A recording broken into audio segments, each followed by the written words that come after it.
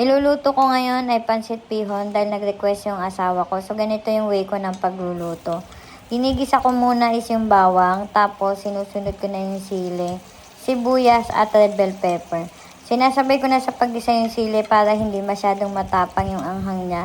At yung red bell pepper naman para kumapit yung amoy at lasa sa atay ng manok na hinahalo ko sa pansit bihon. Ito lang kasi yung nilalagay namin kasi mas gusto ko yung lasa. So, pag medyo naluto na siya, saka ko nilalagay yung Baguio beans.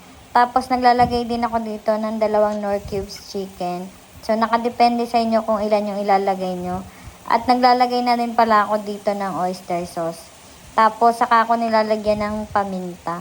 Naglalagay na nga rin pala ako dito ng kalamansi para hindi masyadong maasim yung lasa niya. Kasi mas okay siya pag hinalo siya sa ginigisa kaysa pagkaluto na saka ka maglalagay ng kalamansi. So, yun din ang isa sa sekreto pa dito. Subukan nyo yung ganitong luto.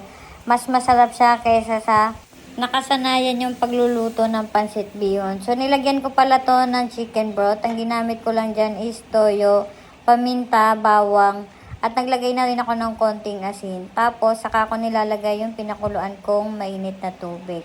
Pag kumulo na siya, nagdadagdag lang ako ng konting asin.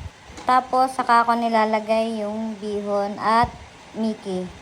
So, napalambot ko na nga pala yan kanina. Binabad ko lang siya sa maligamgam na tubig. So, napakadali lang nito gawin at sobrang sarap.